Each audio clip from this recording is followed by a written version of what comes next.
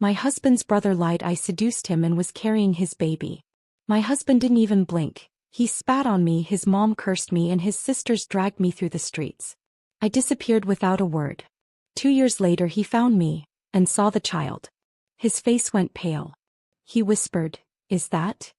I shut the door. The pregnancy test trembled in my hands as 2 pink lines materialized like a promise of everything I'd ever wanted. After 18 months of trying, Kevin and I were finally going to be parents.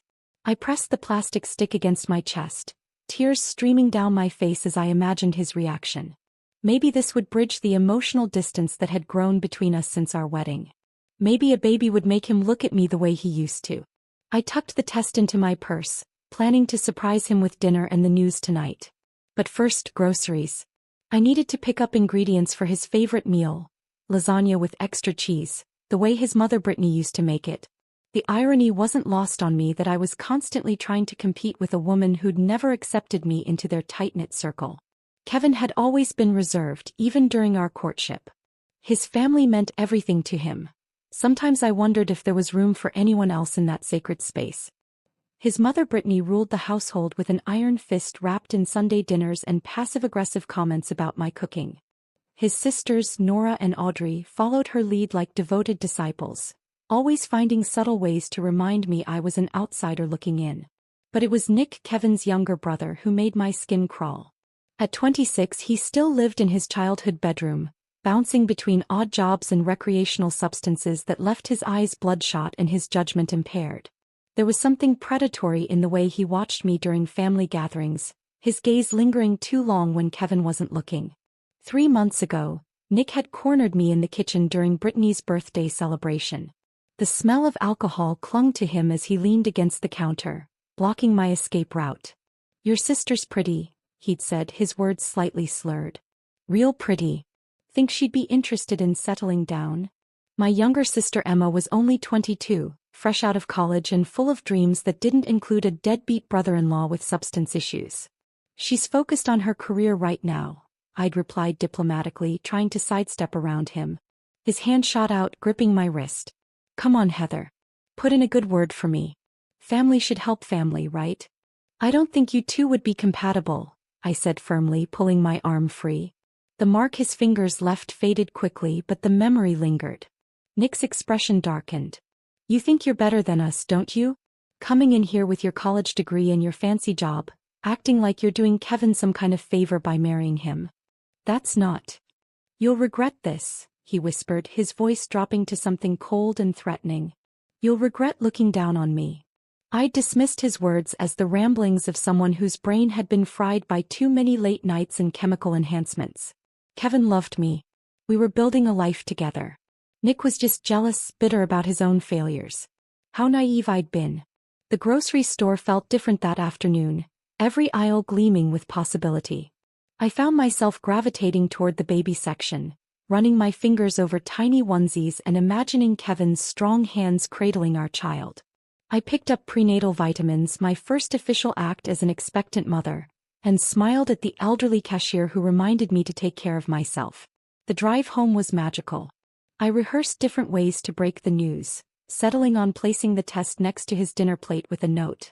"Our family is growing." Simple. Perfect. Life-changing. But when I pulled into our driveway, something felt wrong. Too many cars lined the street. Kevin's truck sat crooked in the driveway as if he'd parked in a hurry. Through our front window I could see silhouettes moving around our living room, shapes that belonged to his entire family. My hands shook as I fumbled with the grocery bags, the pregnancy test burning like evidence in my purse. Maybe they were planning a surprise for someone's birthday. Maybe Brittany had decided to cook dinner here instead of her house. The front door swung open before I could reach for my keys. Kevin stood there, his face a mask of fury I'd never seen before. Behind him I could see Brittany, Nora and Audrey arranged like a tribunal in our living room. Nick sprawled on our couch, his expression smug and satisfied. "We need to talk," Kevin said, his voice flat and emotionless. I followed him inside, grocery bags still clutched in my numb fingers. The atmosphere was suffocating, charged with an electricity that made my skin prickle with warning. "Sit down," Brittany commanded, her voice sharp enough to cut glass. I remained standing, clutching the bags like a shield. What's going on? Kevin held up a piece of paper, official looking with medical letterhead and scientific terminology scattered across its surface. My eyes struggled to focus on the words, but certain phrases jumped out. DNA paternity test, conclusive results, biological father. Care to explain this? Kevin's voice cracked like a whip. I stared at the document, my brain refusing to process what I was seeing. I don't understand. What is this? It's a DNA test, Nick said from the couch, his voice dripping with false concern. Kevin found it in your things. Apparently you've been keeping some pretty big secrets. The grocery bags slipped from my hands, cans rolling across our hardwood floor. That's impossible. I've never taken any DNA test. I don't know what this is. It says the baby you're carrying is Nick's, Audrey said, her voice sharp with accusation. It says you've been sleeping with your brother-in-law. The room tilted sideways. What baby? How did you? We found the pregnancy test in your purse, Nora said triumphantly. While you were out playing innocent at the grocery store. They'd gone through my personal belongings. They'd found my secret before I could share it with my own husband. But worse, somehow there was a document claiming Nick was the father of a child I'd only discovered hours ago. This is insane, I whispered, my voice barely audible. Kevin, you know me. You know I would never. His face contorted with disgust. I thought I knew you. Apparently I was wrong. Before I could react, before I could defend myself or demand an explanation, Kevin's saliva hit my face. The shock of it, the complete violation, left me frozen. My husband, the man who'd promised to love and protect me, had just spat on me like I was something disgusting he'd scraped off his shoe. You're revolting, he said, his voice filled with hatred I'd never imagined possible. Brittany's hand connected with my cheek before I could process what was happening. The slap echoed through our living room, followed immediately by Audrey's fingers tangling in my hair, yanking me toward the front door. Everyone needs to see what kind of woman you really are, Audrey snarled, dragging me outside. I screamed Kevin's name, begged him to listen, to think, to remember who I was. But he stood in our doorway watching as his sisters humiliated me in front of our neighbors, his face empty of any love that had ever existed between us. The lie had already taken root, growing like poison through everything I'd believed was real. The streetlights blurred through my tears as I stumbled away from what used to be my home. My face still stung from Brittany's slap, my scalp throbbed where Audrey had yanked my hair, but the physical pain was nothing compared to the hollowness spreading through my chest.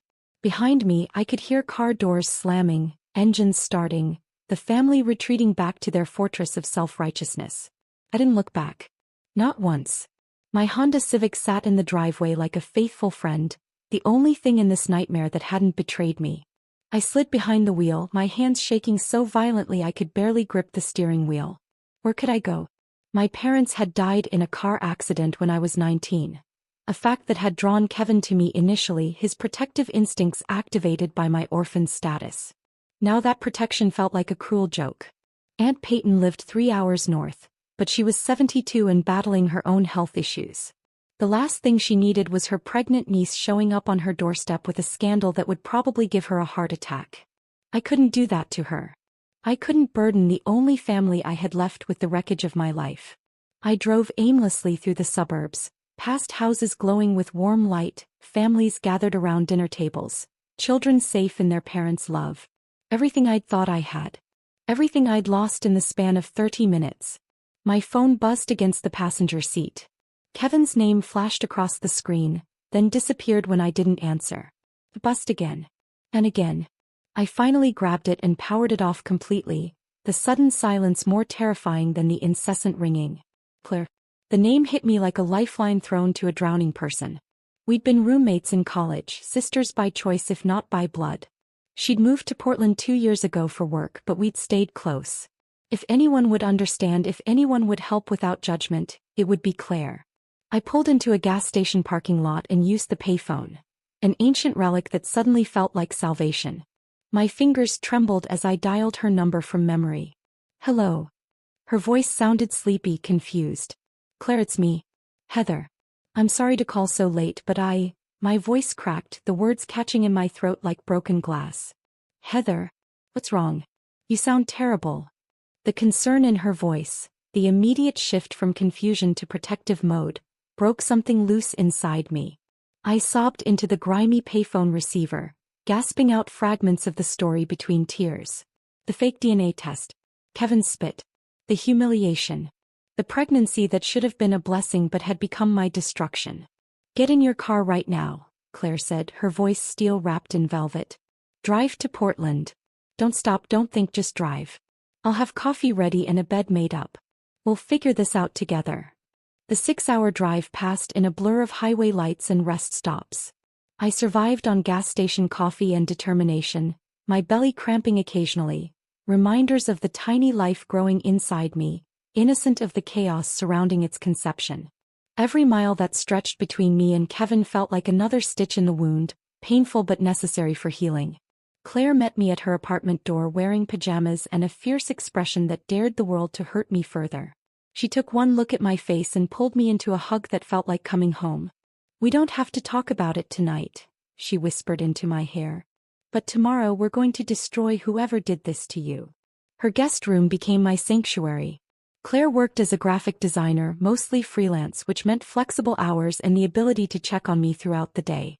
She bought prenatal vitamins without being asked, stocked the refrigerator with foods that wouldn't trigger my morning sickness, and never once questioned my version of events. "You could fight this," she said one evening as we sat on her couch, sharing a pint of mint chocolate chip ice cream. "Expose the fake DNA test. Make them pay for what they did." I pressed my hand against my growing belly, feeling the first flutter of movement that would later become kicks and hiccups and tiny feet pressing against my ribs. What if I can't prove it was fake? What if they've already convinced everyone? What if fighting just makes it worse? Claire studied my face in the lamplight. "What do you want to do?" "Disappear," I said without hesitation. "Completely. Let them live with their lie while I build something real." She nodded slowly. "Then that's what we'll do." The transformation began the next week. I applied for remote work positions, leveraging my marketing background to secure a position with a company that didn't care where I lived as long as I delivered results. Claire helped me set up a home office in her spare room, creating a workspace that felt professional and permanent.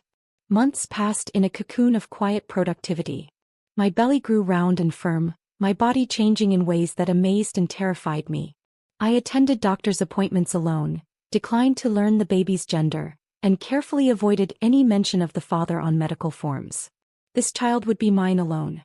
The November rain drummed against the hospital windows as labor pains gripped my body with increasing intensity. Claire held my hand through every contraction, coached me through every breath, and cried with me when Henry finally made his entrance into the world. He was perfect. 10 fingers, 10 toes, a shock of dark hair that reminded me painfully of Kevin. His eyes, when they finally opened, were the same deep brown as his father's. My heart clenched with recognition and loss. "He looks like you," Claire lied kindly, but we both knew the truth. Henry looked exactly like Kevin. Every feature, every expression, every tiny mannerism as he grew would be a reminder of the man who'd chosen his family's lies over his wife's truth. But he was also mine, completely, utterly, unconditionally mine. The nights were the hardest. When Henry cried and I walked the floors of Claire's apartment, I sometimes imagined calling Kevin. Imagined his voice soft with wonder as I described our son's first smile, his tiny fist wrapped around my finger, the way he calmed instantly when I sang lullabies. But then I'd remember. The spit. The hatred in his eyes. The sisters who dragged me through the streets like I was trash to be discarded. The family that had chosen Nick's convenient lie over 2 years of marriage and love. I changed my phone number and blocked every possible way they could contact me. Social media accounts disappeared. Old email addresses were abandoned. Heather Morrison, Kevin's wife, ceased to exist. In her place, I became Heather Collins, single mother, survivor, woman who'd learned that sometimes the greatest revenge is simply refusing to be destroyed. Henry and I built our quiet life in Portland, far from the poison of lies and false accusations. My absence became my statement. My silence became my strength. They'd wanted me gone. I gave them exactly what they wanted, and somehow that felt like winning. 2 years of peace shattered with a single phone call on a Tuesday morning.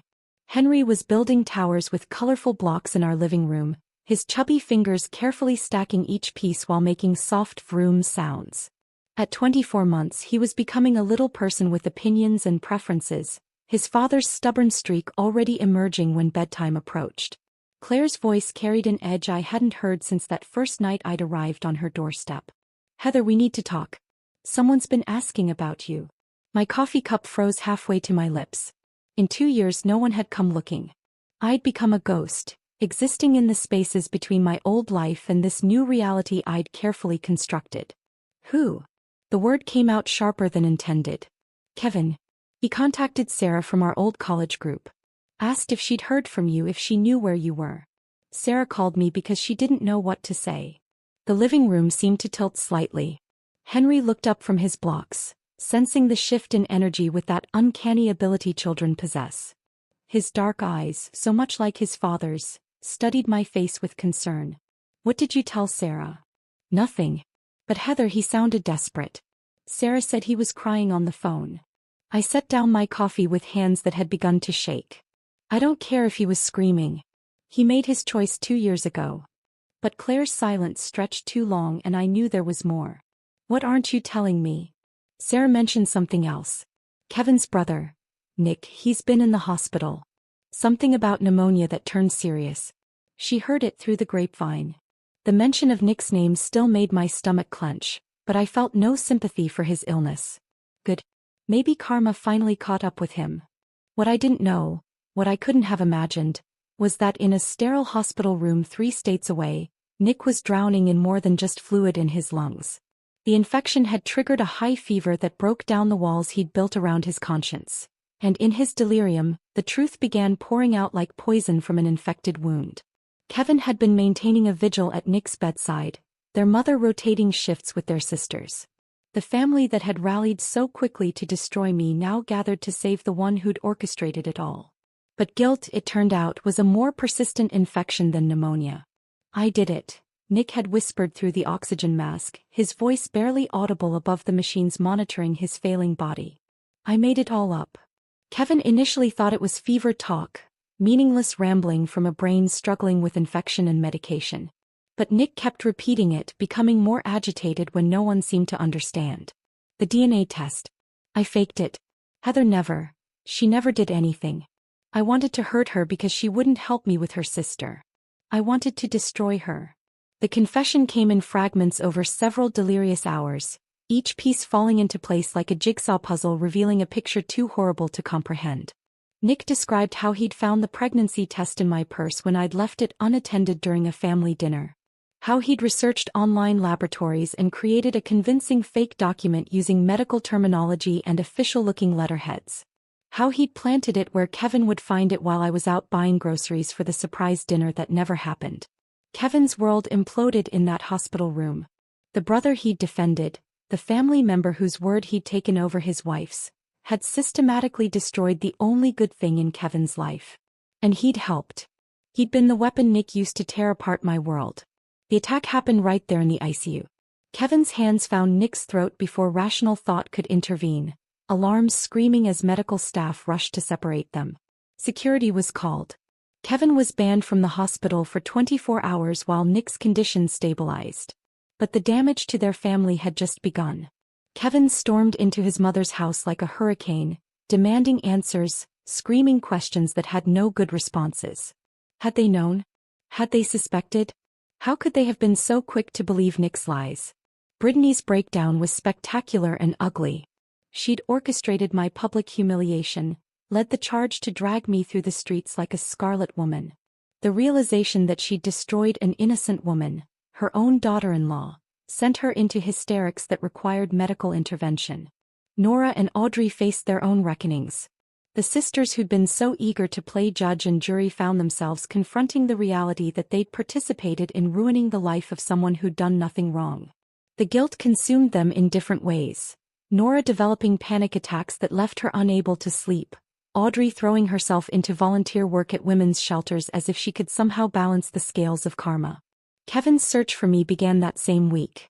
He started with the obvious places. Hospitals where I might have given birth, apartment complexes near where we'd lived, old coworkers who might have stayed in touch.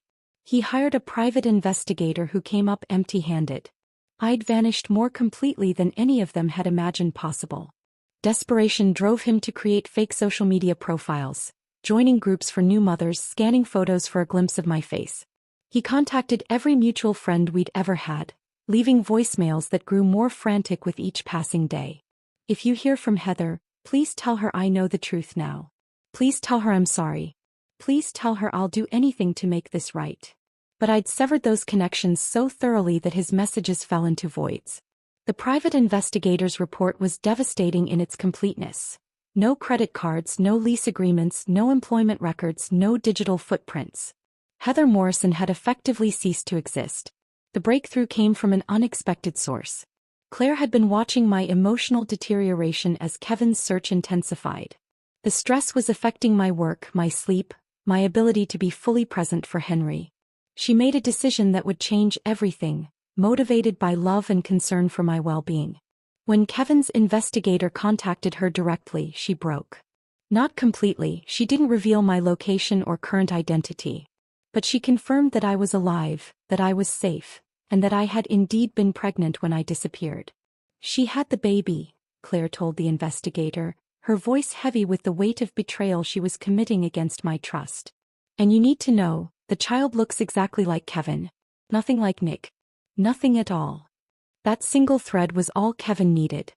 He followed it back to Claire, staking out her apartment building, tracking her movements, waiting for the moment when desperation would overcome my careful security measures. The hunt had begun and my 2 years of peace were about to end. The knock came at 6:47 p.m. on a Thursday evening, just as Henry and I were finishing our ritual of watering the small herb garden we'd planted together in Claire's backyard. The sound echoed through the apartment with a finality that made my blood freeze.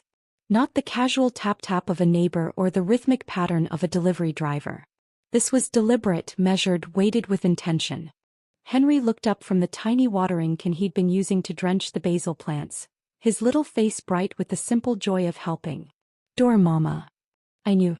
Without looking through the peephole, without checking the security monitor Claire had installed after my arrival, I knew exactly who stood on the other side of that wooden barrier. My body recognized the sound the way trauma survivors recognize their triggers. Instantly, viscerally, completely. My hands shook as I approached the door, Henry trailing behind me with his watering can still clutched in his fists.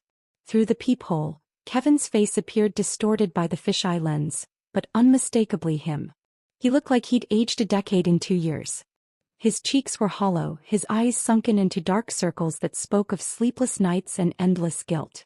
The strong jawline I'd once loved to trace with my fingertips now looked sharp enough to cut glass.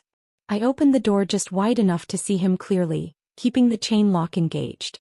The late afternoon sun cast long shadows across the hallway, but nothing could hide the devastation written across his features. "Heather." My name fell from his lips like a prayer, broken and desperate. Behind me, Henry had gone silent in that way children do when they sense adult tension. I could feel his presence at my hip, his small body warm against my leg as he peered around me with curious eyes. Kevin's gaze dropped to Henry and I watched his face transform. The recognition was immediate and devastating. Henry's dark hair caught the hallway light the same way Kevin's did. The shape of his nose, the set of his shoulders, even at 2 years old, it was like looking at Kevin as a toddler. "Is that?" Kevin's voice cracked, the question hanging in the air between us like smoke. I didn't answer. Instead, I stepped back and closed the door with a soft click that seemed to echo through the entire building. But Kevin didn't leave. I could see his shadow beneath the door, could hear him breathing on the other side of the wood. For 20 minutes, he stood there in absolute silence while Henry and I finished dinner, while I gave Henry his bath, while I read him his bedtime story. Only when the hallway lights switched to their dimmer evening setting did I hear his footsteps finally retreating. He returned the next evening. And the evening after that. On the 4th day I found a letter slipped under the door. My name was written across the envelope in Kevin's careful handwriting, the same script that had once adorned love notes hidden in my lunch bag. I threw it away without opening it. More letters followed. Gift boxes appeared outside the door, children's toys that remained unopened, flowers that wilted in their wrapping paper, photos of our wedding day that made my chest ache with phantom pain. I donated the toys to charity and threw everything else in the dumpster behind Claire's building. The apologies came through the door itself, Kevin's voice muffled but audible as he spoke to the wood as if it were my face. I know you're in there. I know you can hear me. Please, Heather. Just let me explain. Henry began asking questions. Why sad man talk door, mama? I told him the man was confused that he had the wrong apartment. But children see truth in ways adults can't, and Henry's eyes held knowledge beyond his years when he looked at that door. The breaking point came on a Tuesday night when I'd worked late on a particularly demanding project. Claire was out of town visiting her parents and the apartment felt too quiet, too vulnerable. I'd just gotten Henry settled in his crib when I heard movement in the hallway. Kevin wasn't knocking this time. He was sitting against my door, his back pressed to the wood, and he was crying. Not the careful, controlled tears of a man trying to maintain dignity, but the raw, ugly sobs of someone whose world had completely collapsed. I believed them, he whispered to the door, his voice barely audible through the wood. God help me, I believed them because it was easier than admitting I might be wrong. It was easier than standing up to my family. It was easier than choosing you over them. I pressed my own back against the door, separated from him by 3 inches of wood and 2 years of devastation. I threw away everything good in my life because I was a coward. Because I let them convince me that their version of events made more sense than trusting the woman I married. The woman I promised to protect. His voice broke completely then, and I could hear him struggling to breathe through his tears. I see your face every night when I close my eyes. I see the way you looked at me when I spit on you. I see the confusion, the betrayal, the way your whole world fell apart in that moment. And I know I did that. I destroyed the best thing that ever happened to me because I was too weak to fight for you. I slid down the door until I was sitting on the floor, my knees drawn up to my chest, listening to the man I'd once loved pour his heart out to a piece of wood. That little boy in there, he's mine, isn't he? He has my eyes. My mother's chin. The way he holds his head when he's curious, I used to do that as a child. He's my son, and I'll never get to know him because I chose to believe a lie instead of trusting my wife. When I finally spoke, my voice was steady and cold. You're right. You'll never know him. Because I'm not the same woman who loved you, Kevin. That woman died the night you chose your family's lies over 2 years of marriage. And Henry isn't your son to claim just because you feel guilty now. The silence that followed stretched between us like a chasm. Finally, I heard him stand, heard his hand touch the door one last time. I know, he whispered. I know I don't deserve forgiveness. But I need you to know, I never stopped loving you. Even when I thought you'd betrayed me, part of me knew it didn't make sense. And I'll spend the rest of my life regretting that I didn't listen to that part. His footsteps faded down the hallway, but this time I knew he'd be back. The door between us had become a symbol of protection, of boundaries, of the life I'd built without him. And I had no intention of opening it. Kevin's individual visits had prepared me for his persistence, but I wasn't ready for the delegation that arrived 3 weeks later. Through the peephole, I watched them gather in the hallway like mourners at a wake. Brittany clutching a manila envelope to her chest, Nora fidgeting with rosary beads, Audrey holding what appeared to be a professionally wrapped gift box. The knock came in a pattern I didn't recognize, hesitant and apologetic. When I didn't respond, I heard Brittany's voice, thinner than I remembered, aged by guilt and sleepless nights. Heather, please. We know you're in there. You just want to talk. We need to make this right. Henry was napping in his room, and I was grateful for the silence that meant he wouldn't witness this moment. I stood frozen behind the door, watching through the peephole as Kevin's family, the people who had orchestrated my public destruction, waited for forgiveness I had no intention of granting. We brought letters, Nora added, her voice barely above a whisper. Explanations. We know what we did was unforgivable, but please. I walked away from the door without responding. Let them stand there. Let them feel the weight of closed doors and silence. Let them understand what it felt like to be shut out, unwanted, dismissed. They waited for an hour before finally leaving their offerings and departing.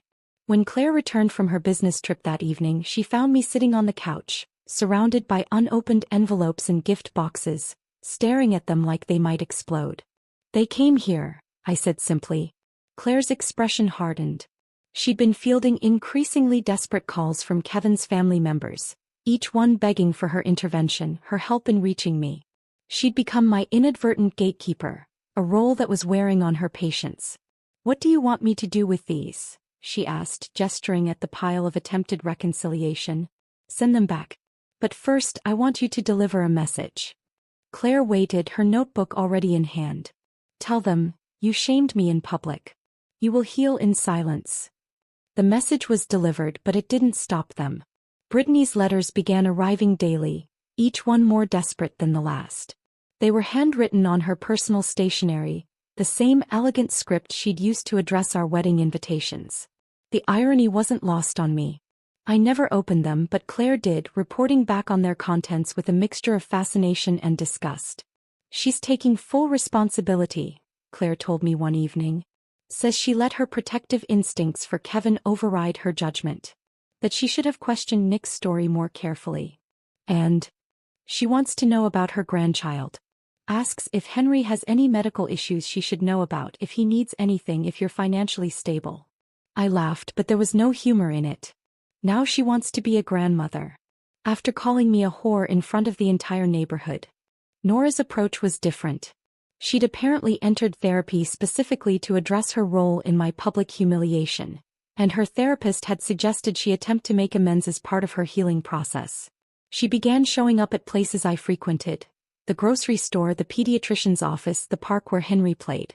She never approached directly, but she was always there, hovering at the edges of my life like a guilty ghost. Claire finally confronted her in the cereal aisle of our local supermarket. "Stop stalking my friend," Claire had said, loud enough for other shoppers to hear. "Your guilt is not her responsibility to fix." Nora's face had crumpled, but she'd nodded and left the store immediately. Audrey chose the most public route for her contrition. Her social media apology was shared thousands of times. A carefully crafted essay about the dangers of jumping to conclusions, the importance of supporting women in crisis, and the lasting damage caused by public shaming. She tagged domestic violence organizations and women's shelters, turning her guilt into activism. The post found its way to me through old college friends who forwarded it with messages of support and shock. Reading Audrey's words, her admission that she'd participated in destroying an innocent woman's life, felt surreal. She was performing her guilt for an audience, making her redemption as public as my humiliation had been. During this circus of atonement, I made a decision that would protect Henry and me permanently.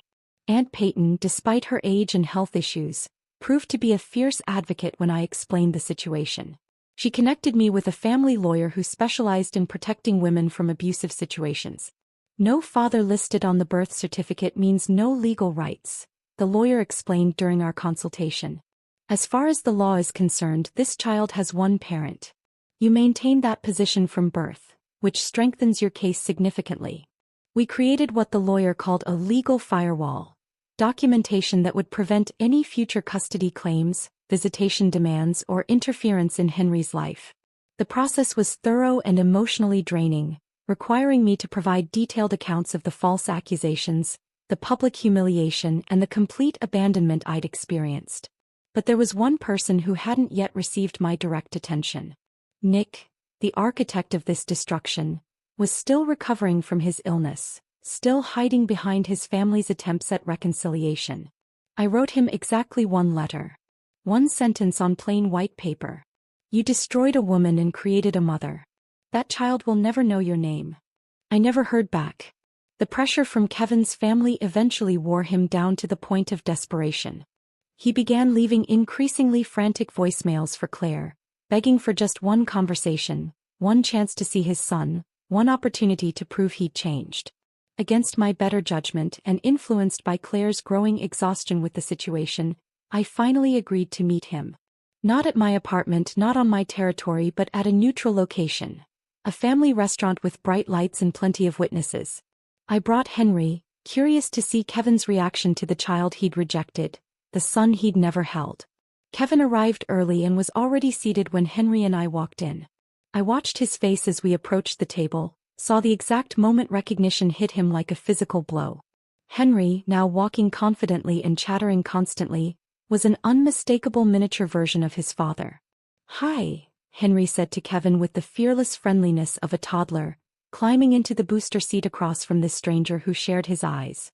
Kevin stared at his son, our son, with an expression of wonder and devastation that was painful to witness. Henry smiled back, completely unaware of the seismic emotional shifts happening around him. I don't deserve him, do I? Kevin whispered, his voice barely audible above the restaurant's ambient noise. I said nothing. Because he was right. And some truths don't require acknowledgement to remain absolute. That single meeting at the restaurant changed everything and nothing all at once. Kevin's whispered acknowledgement, I don't deserve him, do I? Hung in the air between us like smoke from a dying fire.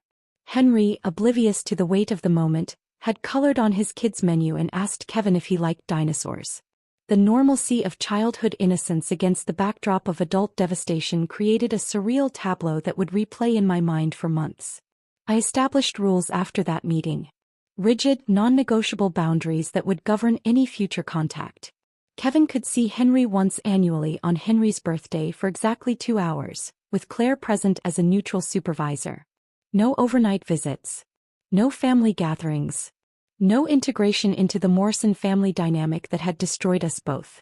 The first supervised visit happened when Henry turned 3. Kevin arrived with a carefully wrapped gift, a wooden train set that must have cost him a week's salary. He sat on Claire's living room floor, showing Henry how to connect the tracks while I watched from the kitchen doorway, my arms crossed like armor across my chest. What's your name? Henry had asked with typical toddler directness. I'm Kevin, he'd answered, his voice thick with emotion he was trying to contain. Mr. Kevin, Henry decided, as if testing how the name felt in his mouth. Do you have kids, Mr. Kevin? The question hit Kevin like a physical blow. I watched him struggle with the answer, his hands stilling on the wooden train cars. No, he finally said. No, I don't have kids. It was the truth in the most devastating way possible. Biologically, Henry was his son. Legally, emotionally, relationally, Henry belonged entirely to me. Kevin had forfeited any claim to fatherhood the night he chose his family's lies over his wife's truth. That pattern continued year after year. Kevin became Mr. Kevin, the nice man who brought expensive toys and looked sad when Henry hugged him goodbye. Henry never asked why Mr. Kevin came only once a year, never questioned why this man shared his eyes and smile. Children accept the reality they're given, and Henry's reality was me, Claire, and the life we'd built together. But Kevin's family underwent their own transformations, though I observed them from a distance like a scientist studying specimens under glass. Brittany's guilt had driven her to volunteer work at a women's shelter 2 hours away from her hometown, far enough that she wouldn't encounter anyone who knew our story. Claire heard through mutual connections that Brittany threw herself into the work with the desperation of someone seeking absolution through service. She specifically works with women who've been falsely accused or publicly shamed, Claire reported after running into a college friend who volunteered at the same shelter. Apparently, she's become quite the advocate. Helps them navigate legal systems, find safe housing, rebuild their lives. I felt no satisfaction in this knowledge, no sense that justice had been served. Brittany's transformation felt more like self-preservation than true redemption. A way to live with herself rather than genuine understanding of the damage she'd caused. Nora had channeled her guilt into journalism, writing articles for local magazines about domestic justice issues and the danger of rushing to judgment in family disputes. Her pieces were well-researched and thoughtfully written, though I detected the underlying current of personal experience that drove her passion for the subject. She'd become an expert on false accusations within families, the psychology of belief, and the lasting trauma of public humiliation. Audrey's path surprised me most. She'd left her corporate job to work with special needs children, dedicating herself to protecting the most vulnerable members of society. Her social media presence had evolved from personal updates to advocacy posts about children's rights and anti-bullying initiatives. The woman who dragged me through the streets had become someone who fought to ensure other children never experienced public shame. I didn't forgive any of them, but I recognized the change. Their guilt had transformed them into people who might actually prevent another woman from experiencing what I'd endured. It was a strange form of justice. My destruction had created advocates who might save others from similar fates. Meanwhile, Claire and I had discovered our own purpose in the wreckage. We'd started small, just conversations with women who'd reached out after Audrey's viral apology post. They found us through mutual friends, through support networks, through the underground railroad of women who'd survived false accusations and public shaming. Our support group met monthly in Claire's living room, then moved to a community center as our numbers grew. We called ourselves the Silent Strength, not because we stayed quiet, but because we'd learned that sometimes the most powerful response to destruction was to rebuild louder than we'd been broken. "We don't scream" became our unofficial motto. We don't fight. We walk away and rebuild. I shared my story carefully, focusing on the recovery rather than the trauma. How I'd created legal protections for Henry. How I'd established financial independence. How I'd built a life that couldn't be destroyed by other people's lies because it wasn't dependent on their validation. Other women shared their experiences. Wives accused of affairs they'd never had, mothers falsely reported for child abuse by vindictive ex-partners, professionals whose reputations had been destroyed by malicious gossip. We taught each other practical skills: legal documentation, financial protection, digital security, emotional boundaries. But perhaps the most powerful part of our meetings was the simple act of being believed.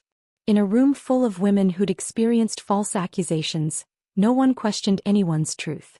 No one demanded proof or evidence. We simply listened, believed, and helped each other heal. Nick remained the one loose thread in this tapestry of transformation. His physical health had recovered, but his isolation was complete and self-imposed. He'd lost his job when his role in my destruction became public knowledge. Old friends avoided him. Even his family maintained distance, their love for him tainted by the understanding of what he'd cost them all. I heard through Aunt Peyton's gossip network that he'd moved to a different state, working odd jobs and living alone in a studio apartment. His power, his ability to manipulate and destroy, had evaporated along with his credibility. He existed but didn't live, survived but didn't thrive. I never sent him another letter, never acknowledged his existence beyond that single sentence I'd written years earlier.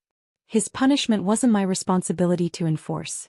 It was simply the natural consequence of his choices, the isolation that comes from being the kind of person who destroys innocent lives for petty revenge. Sometimes, late at night when Henry was sleeping and the apartment was quiet, I reflected on the nature of revenge. I'd wanted to scream my truth, to fight back, to force them all to acknowledge what they'd done to me. Instead, I'd vanished. That silence had become my sword, cutting deeper and lasting longer than any confrontation could have achieved. My absence had destroyed them more effectively than my presence ever could have. They had to live with their choices, with their guilt, with the knowledge that they'd thrown away something precious and irreplaceable. I got to live with my son, my peace, and the unshakable knowledge that I'd survived their worst and built something beautiful from the wreckage. Revenge, I'd learned, wasn't what you did to people who hurt you. It was what you refused to let them take from you again. If this story of silent revenge had you holding your breath, hit that like button right now. My heart broke when Heather told Kevin, "Henry isn't yours to claim just because you feel sorry now."